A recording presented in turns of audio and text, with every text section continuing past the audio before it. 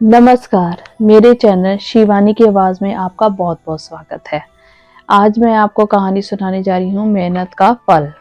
अगर आपको मेरी कहानी पसंद आए तो उसको लाइक, सब्सक्राइब, शेयर जरूर करें। एक गांव में दो दोस्त रहते थे। एक का नाम मोहन और दूसरे का नाम सोहन था। दोनों में बहुत ही गहरी मित्रता थी। मोहन बहुत ही धार्मिक व्यक्ति था। वह हमेशा भगवान की भक्ति में लीन रहता था, जबकि सोहन बहुत ज्यादा मेहनती था। एक बार दोनों ने 1 बीघा जमीन लेकर उसमें फसल उगाने के बारे में सोचा, जिसके बाद वह एक अच्छा सा घर बनाना चाहते थे। इसके बाद दोनों दोस्तों ने खेत खरीद लिया। सोहन दिन रात खेत में मेहनत करता और मोहन मंदिर में बैठकर फसल अच्छी होने के लिए भगवान से प्रार्थना करता।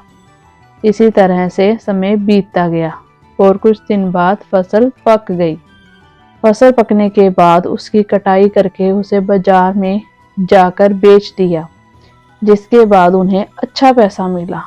इस पर सोहन ने कहा कि इसमें से मेरा ज्यादा हिस्सा है, क्योंकि मैंने दिन रात एक करके खेत को खाद पानी देकर फसल उगाई है।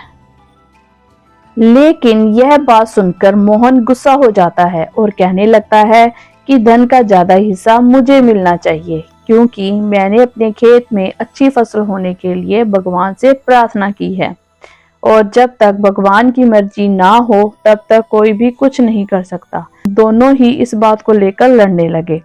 अब यह बात गांव के मुखिया तक पहुंच गई। गांव के मुखिया ने सारी बात सुनने के बाद एक फैसला किया। मुखिया ने दोनों दोस्तों को चावलों की एक एक बोरी दी, जिसमें चावलों के बीच छोटे छोटे कंकड़ मिले हुए थे। मुखिया ने कहा, इस चावलों की बोरी को घर ले जाओ और इसमें से सुबह तक चावल और कंकड़ अलग अलग करके लेकर आओ। फिर मैं सुबह फैसला करूंगा कि फसल का ज्यादा धन किसको मिलना चाहिए।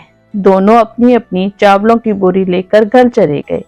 सोहन अपने चावलों की बोरी को खोलकर उसमें से कंकड़ अलग अलग करने में लग गया। मोहन अपनी चावलों की बोरी को लेकर मंदिर में चला गया और भगवान से चावलों से कंकड़ को अलग करने के लिए प्रार्थना करने लगा। भगवान, मेरे चावलों से कंकड़ अलग कर दो।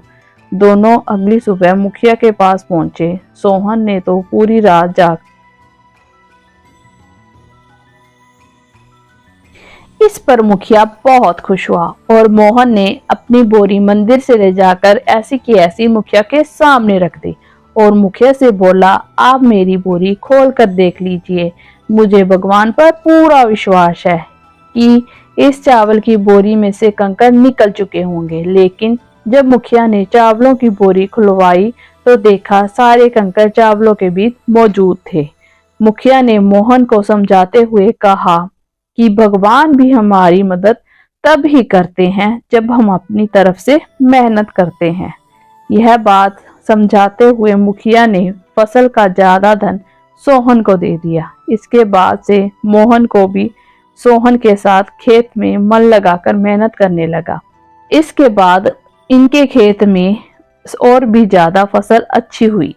शिक्षा, यह कहानी हमें यह सिखाती है कि हमें कभी भी पूरी तरह से भगवान के भरोसे नहीं बैठना चाहिए, क्योंकि भगवान भी हमारी सहायता तभी करते हैं जब हम अपनी तरफ से मेहनत करते हैं।